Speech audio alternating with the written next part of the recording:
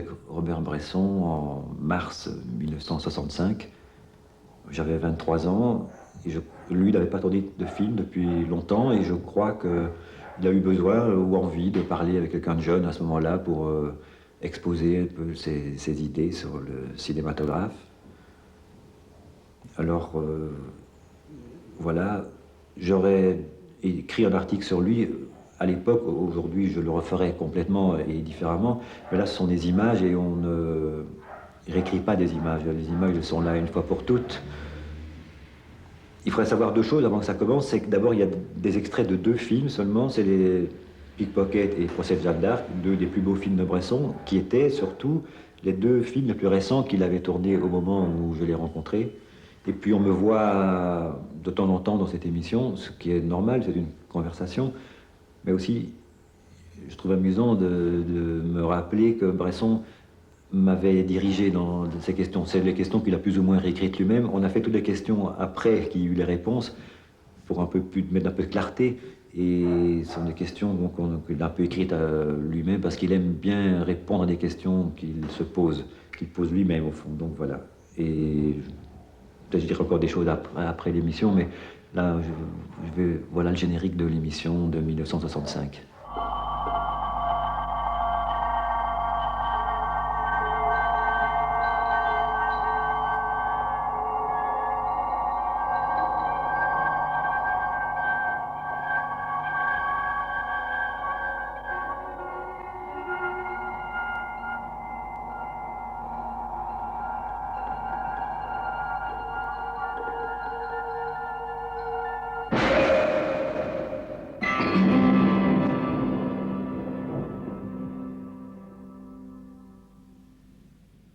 Un film, c'est la chose au moment même, c'est le présent du présent continu.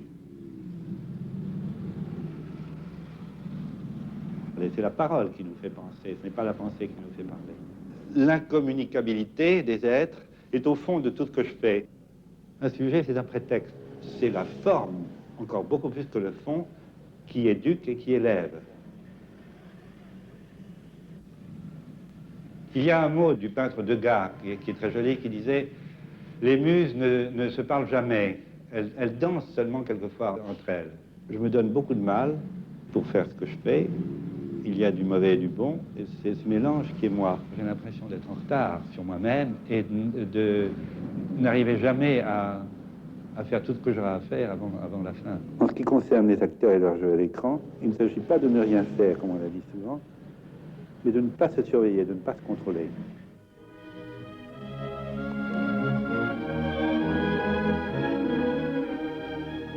J'étais devenu audacieux au dernier degré. Mes deux complices et moi, nous nous entendions à merveille. Cela ne pouvait pas durer.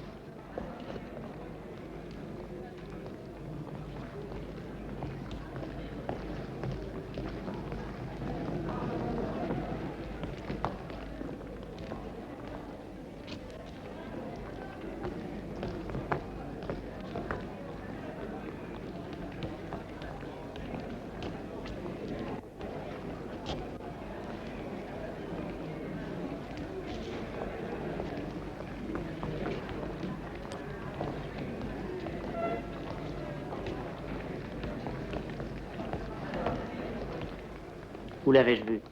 J'aurais dû le reconnaître.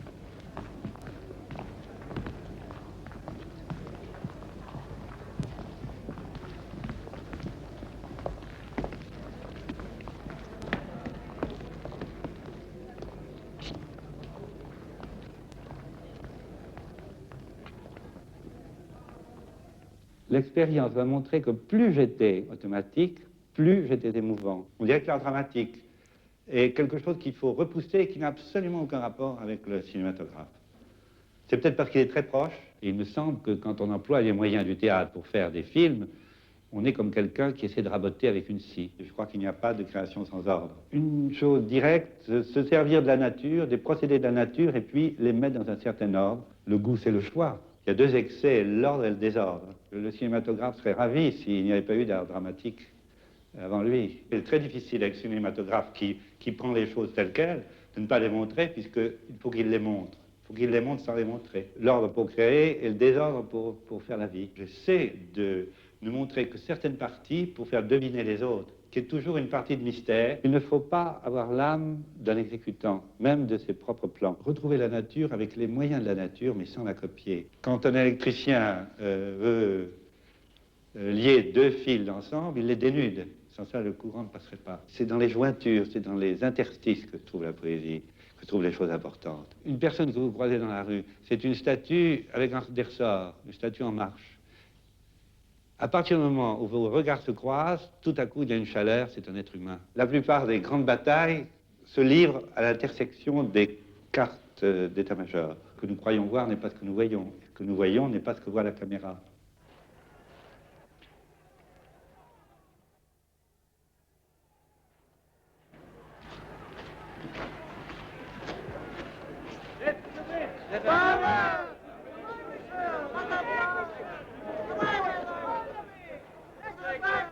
Je me recommande à Dieu, à la bienheureuse Marie et à tous les saints. De ce que j'ai fait et dit, je ne charge ni mon roi, ni personne. Je salue tous ceux qui sont présents.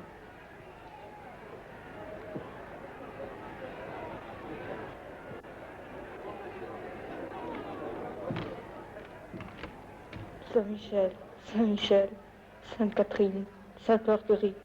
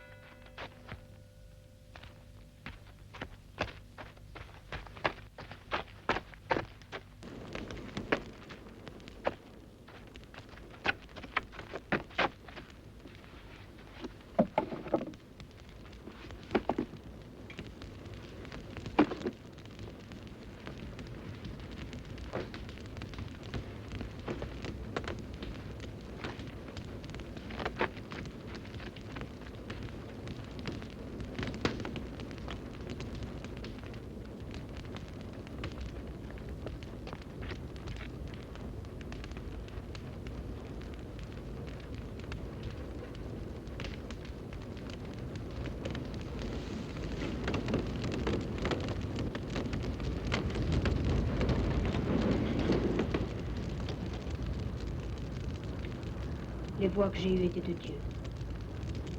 Tout ce que j'ai fait, je l'ai fait par le commandement de Dieu. Non, mes voix ne m'ont pas déçu. Les révélations que j'ai eues étaient de Dieu.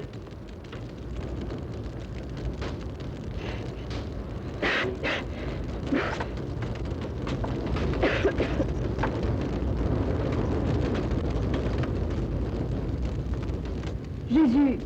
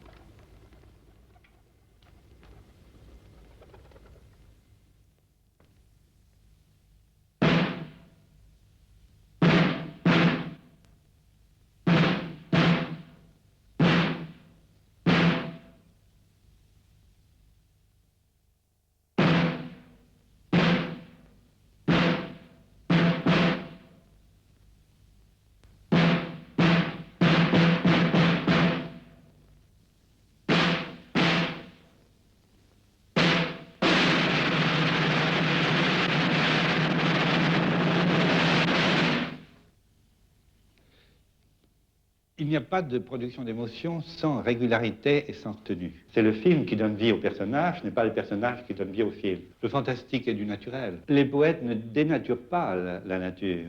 Je cherche simplement à peindre. Je ne crois pas que... Enfin, le cinématographe auquel je pense doivent aller vers la psychologie, parce qu'alors on tombe dans le dialogue, on tombe dans les mots. Je crois plutôt à une peinture, une écriture, si vous voulez, mais plutôt presque une peinture qu'une écriture. La parole est provocatrice de quelque chose, de ce quelque chose qui est le cinématographe. Pourquoi dites-vous cinématographe plutôt que cinéma? Parce que le cinéma représente pour moi le théâtre photographié et aussi les salles dans lesquelles sont projetés les films. Le mot cinématographe est synonyme pour moi d'art cinématographique. Les premiers films étaient-ils déjà du cinématographe? Les tout premiers films? Non, on n'était rien, était un essai de la machine même, mais n'apportait pas grand-chose que cette espèce de vie morte du plan cinématographique en lui-même. Et comment et à partir de quand serait né ce cinématographe? Ben, je pense qu'il n'est pas encore réalisé, qu'il y a eu des tentatives et que ces tentatives ont été étouffées par le théâtre. Mais peut-être que les conditions propres au cinématographe mettront très longtemps à arriver. Et il me semble qu'en ce moment, le cinéma s'enfonce dans le cinéma et que le cinématographe est perdu de vue. Peut-être faudra-t-il des dizaines d'années pour le retrouver. Que dites-vous de la crise du cinéma? Je crois que les moyens actuels d'attirer le public par des grands films, avec des stars de tous les pays et avec des films à grand spectacle, je peux dire grand spectacle, qu'il ne s'agit pas de cinématographe mais de cinéma, est peut-être un moyen, mais il me semble que ce n'est pas un moyen durable. Je crois que le moyen durable serait de vraiment essayer de trouver ce que c'est que ce cinématographe, cette poésie du cinématographe, et laisser les jeunes, je crois, une race neuve de jeunes poètes du cinéma, du cinématographe, et qui trouveront des choses dans la génération de 20 ans actuelle qui finiront par écrire avec la pellicule, comme on écrit avec de l'encre et du papier. Les générations précédentes, peut-être, sont gênées, ne rentrent pas encore dans le cinématographe. C'est une espèce de transition. Tandis que les jeunes sont très... pour eux, le cinématographe brille, c'est quelque chose de très brillant. C'est une nouvelle écriture qui doit amener à des découvertes. Au moment où peut-être la littérature est un peu fatiguée, ou les arts sont un peu fatigués, en tout cas se cherchent, l'invention du cinématographe est une chose tellement brillante et tellement fait penser à l'avenir et à toute une zone neuve d'exploration que n'offre pas la littérature ou la peinture ou d'autres arts, il me semble. Et le cinématographe? Le cinématographe montre son nez au moment où deux images qui étaient faites d'une certaine façon, tout à coup, au contact l'une de l'autre, se transforment. Car il n'y a pas d'art sans transformation. Si on veut que le cinéma soit un art, il faut qu'il y ait un changement complet, presque de nature, dans l'image. Il faut que l'image qu'on a vue sur l'écran séparément ne soit plus du tout la même une fois qu'elle est au contact, non seulement d'une, mais d'une autre, et au contact de toutes les autres indirectement. Si on veut aller au fond des choses, c'est extrêmement compliqué et mystérieux, tout ce qui se passe. Mais là, il se trouve ceci, c'est qu'une image qui porte le sceau du théâtre, c'est-à-dire où un metteur en scène, par l'entremise d'un acteur, s'exprime par des gestes étudiés, par des effets de voix, par une mimique, cette image est intransformable. Elle porte le sceau d'un autre art, l'art dramatique, elle est intransformable. Vous aurez beau la mettre à côté d'une autre image, elle ne bougera pas.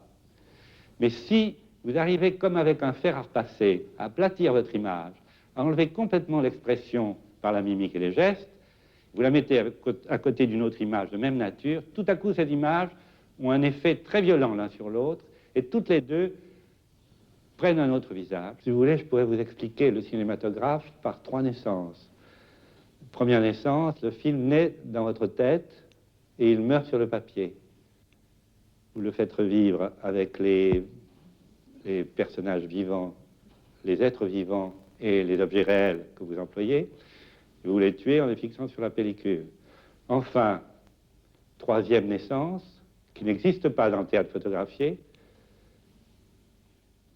Ce que vous avez pris et fixé sur la pellicule, les sons et les images, mis ensemble, tout à coup prennent une espèce de vie qui est une palpitation venant de cette transformation constante des images au contact l'une de l'autre. C'est ça la véritable vie cinématographique. Il y a dans les cahiers de Léonard de Vinci cette phrase, à peu près, pense bien à la fin, pense avant tout à la fin. Or, la fin, il faut bien savoir que la fin, c'est cet écran, justement. Cet écran lisse sur lequel on projette des ombres. Et que la fin n'est pas la comédie jouée par des acteurs et photographiée. De même que la fin, pour un peintre, n'est pas la nature qui l'inspire, c'est une toile avec de la couleur dessus. Que faites-vous de la nature?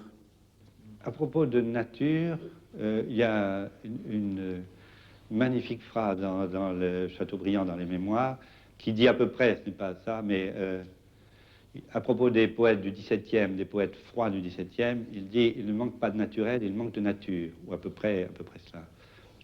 Alors, ça me fait penser justement au naturel du théâtre par rapport aux natures du cinématographe. Et cette pensée de Pascal sur la campagne que vous m'avez signalée l'autre jour?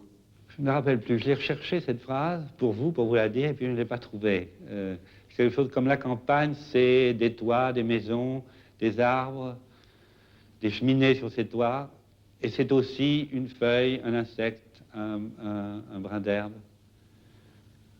Voilà, cela se réduit à cela.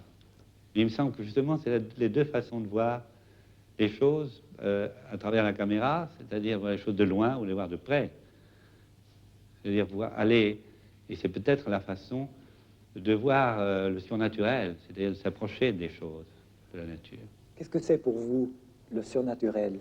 C'est du réel, c'est du réel précis, du réel duquel on s'est approché aussi près que possible. C'est ça le surnaturel. Je ne crois pas du tout au trucage dans les films. Alors on tombe dans le trucage de théâtre, qui est un trucage. Le décor de théâtre est truqué, les fausses portes, les fausses fenêtres. Mais il me semble que si on arrivait à s'approcher aussi